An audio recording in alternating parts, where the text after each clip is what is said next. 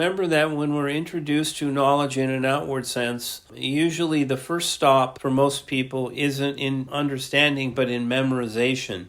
We feel like we need to memorize it many times before we understand it. If you can learn to bypass and go from learning in the outside world to the mind, then you can learn to understand directly knowledge to the outside world, and then the memorization just becomes second nature. It just happens. And so once we understand something, we don't have to memorize it because we understand it. We only try to memorize something when we know we don't understand it, and we memorize because we don't want to forget it. But we don't forget things that we understand, we forget things that we don't. The reason why people struggle with learning is because they use that part of their intellect associated with having to learn, not independently being open to learn from the mind. And so part of this collective situation, if you're in a room with other people and everybody's having to learn the same thing, lots of times people are in comparison-based processes like who's smarter in here, who's learning this quicker. Sometimes you can just look around and see some people are getting it much quicker than other people. This is a very big distraction to learning ourselves. When we get into mind, we can become so focused we won't be paying attention to anybody in the room. We will only be paying attention to the knowledge with which we want to understand and actually be able to apply in our life. Not just memorize it so that we can repeat it, but so that we understand it directly ourselves. Then we don't have to explain it to a teacher. We understand it ourselves, which is the whole point of knowledge when the teacher's not there, right? Especially when you're getting into like techniques associated in medicine, because just because you've memorized how to do it doesn't mean that you actually know how to do it on a person. So learning how to not be blocked by thought is how we actually open to learn and to become more aware of how it is that we can learn to understand independent of our blocks. And so all that needs to happen is your mind needs to become aware of a block and choose not to engage it, and you will be free from it blocking you. It might be something that you have to work around, but it is still something that you can do to actually understand what you really want to do. And then later on, you can go back, and when you can find the block directly, you can understand that this block is basically some form of technique that is preventing you from learning directly.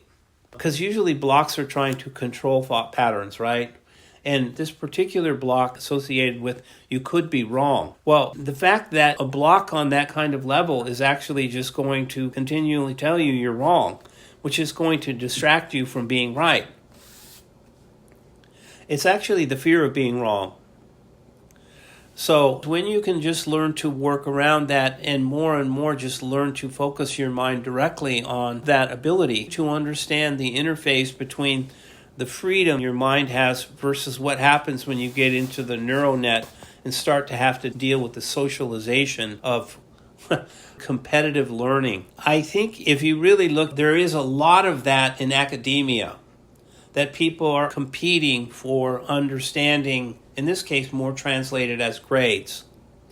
Like how you're being graded tends to be that competitive side, right? Even that, you can't understand before you do, and what determines your grade is actually what you know. So once again, it kind of comes down to your ability to be able to concentrate on your own.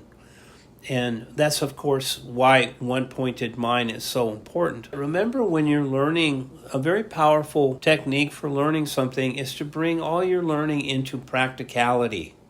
How is this practically going to work for you?